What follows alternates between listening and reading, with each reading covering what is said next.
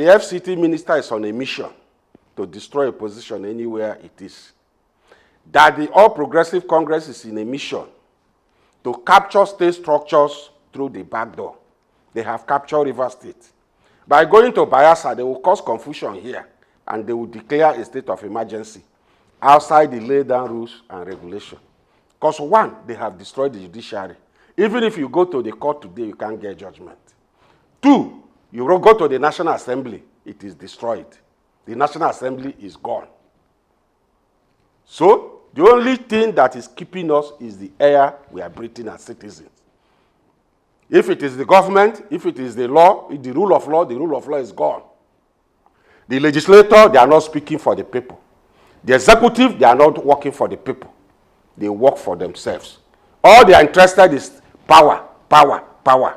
They are not interested in security and welfare of the people. Few days ago, soldiers were killed in Borno. Several local governments in Borno are being controlled by Boko Haram as we speak. The same thing is happening in the northwest, Zamfara, Katsina, and even Sokoto. These are the areas that require a declaration of a state of emergency. What is happening in Benue too by the herdsmen also requires a declaration of a state of emergency. But they didn't. But they came to Rivers State because they believe that economically Rivers State is very, very viable. They must take Rivers State by all means.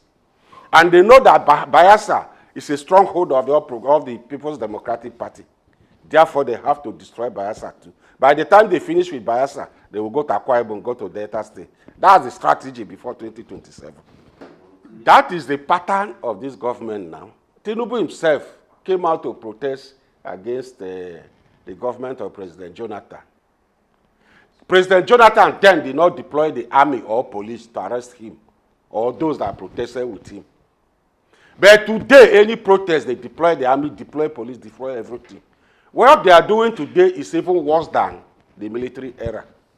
And this is a man that said he's a member of NADECO, that he fought the military to bring democracy. And today is lucky to be president.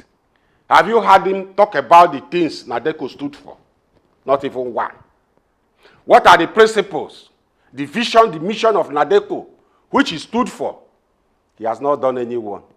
The man is on a mission to enrich himself and enrich his family. It's not on a mission to deliver dividends of democracy to Nigerians. He has destroyed the rule of law. He has destroyed the judiciary. He has also destroyed the legislature.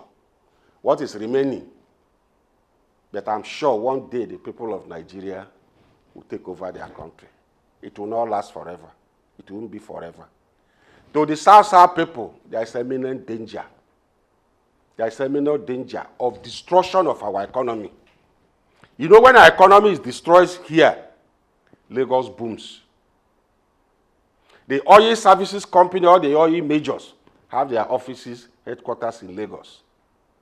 So by further destroying the South, Lagos economy will keep booming.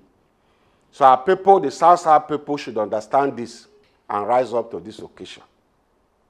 To Nigerians, they should realize that the All Progressive Congress is not just destroying democracy, they have actually destroyed democracy.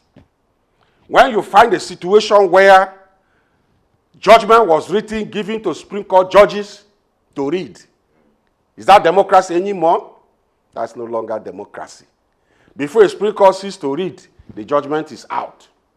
When they read exactly the same thing. When they bring out certified true copy, it's exactly the same. Nigerians should rise up to take over their country. No, Nigeria, as we speak, is already a banana republic. So the international community, they know.